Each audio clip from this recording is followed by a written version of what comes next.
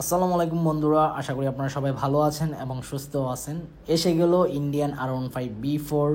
বাইকটির বাজার মূল্য কত এবং বাইক ক্রয় করার আগে কি কি চেক দিয়ে বাইক ক্রয় করা উচিত সব কিছু আজকের ভিডিওতে আলোচনা করব। ভিডিওটি প্রথম থেকে শেষ পর্যন্ত ধৈর্য সহকারে দেখতে হবে, তাহলে বুঝতে পারবেন। চলুন কথা না বাড়িয়ে ভিডিওর মূল টপিকে যাই।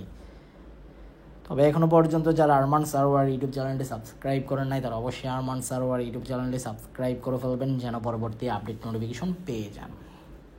ইয়ামা R15B4 বাইকটি বাজারের হিট একটি বাইক।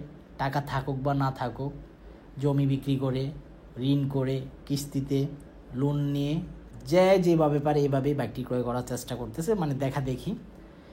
এই মুহূর্তে আপনার ইয়ামা R15B4 রেড কালার যে বাইকটি দেখতেছেন, এই বাইকটির আস্কিং প্রাইস চলতেছে, আমি অ্যাভারেজ প্রাইসটা বলে দিচ্ছি। আস্কিং প্রাইস 5,45,000 থেকে 5,50,000 টাকার মধ্যে।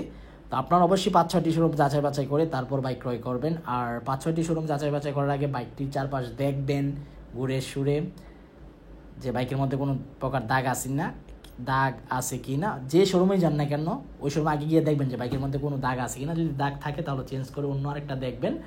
দাগ আছে কি না এগুলো যাচাই করার পর আপনি দামাদামি করবেন, তারপর বাইক ক্রয় করবেন। অনেক প্রবলেম দেখেছি, অনেকে কমেন্ট বক্সে কমেন্ট করেছেন যে ভাইয়া বাইকটি কেনার 5 থেকে 6 দিন পর দেখি বাইকের এই জায়গায় দাগ, ওই জায়গায় দাগ।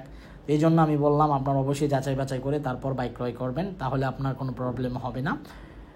আর ইয়ামা R15B4 বাইকের বিল কোয়ালিটি পারফরমেন্স কতটা ভালো সেটা আপনারা সবাই জানেন, খুবই ভালো। আর ইন্ডিয়ান বাইকের পার্টসের দাম খুবই কম, আর air filter, mobil filter, brake pad সবগুলোর দামই কম।